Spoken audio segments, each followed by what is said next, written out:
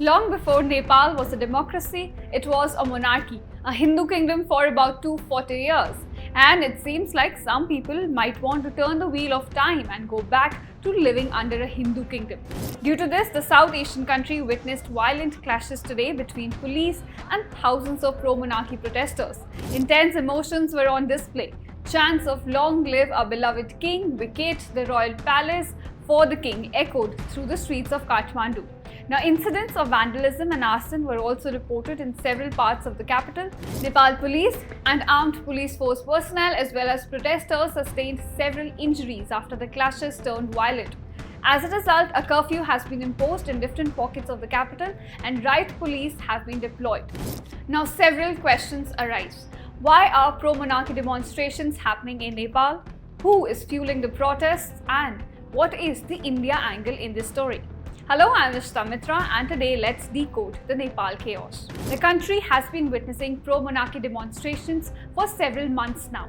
These are the demonstrations which intensify today. Now, a lot of this has to do with Nepalese losing faith in democracy. They're angry and frustrated over the country's political instability. The country's political parties are being accused of corruption and failed governance. Nepalese blame the governments for a struggling economy. In the last 16 years, if you see, Nepal has seen over 13 government changes. So ever since monarchy was ousted by mass protests and Nepal became a republic, instability has been a defining feature of its politics. And now the frustration is being reflected in calls for a change, a radical one it seems. In November, tens and thousands rallied in support of the king in Kathmandu. In the recent months, protests have only intensified and become more frequent. And now, more and more Nepalese are beginning to believe that bringing back monarchy could be a solution to their problems. Now, the movement has been gaining momentum ever since former King Gyanendra Shah hinted at taking a more active role in the Nepal's politics. Now, in his address on Nepal's Democracy Day, Shah accused the Republican leadership of failing to meet public expectations. And further, the political backing is now coming from Rashtriya Prajatantra Party or National Democratic Party. This party was founded in the 1990s by allies of the monarchy. It has about 14 seats in parliament, which is around 5%, but it yields major influence as a representative of the pro-monarchy movement. But you see, not all in Nepal are of this opinion. Some value federalism, secularism and republicanism over monarchy, unitary governance and a Hindu state. So experts are describing the current situation as a clash between old and new social contracts. And the response to these demonstrations has been very clear.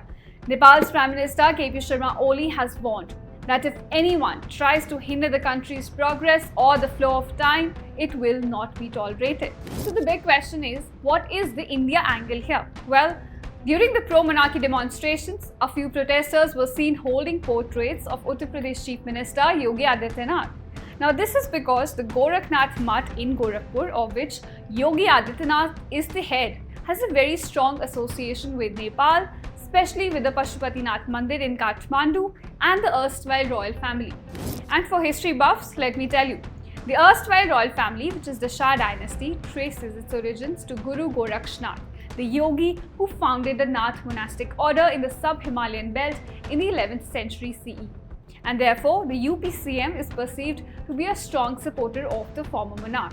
King Gyanendra's visit to Lucknow, Gorakhpur and Prayagraj in January this year has only added to that perception. So given all the chaos that is brewing up in Nepal and the discontentment which is rising among the public, the question is a royal revival on the horizon for Nepal?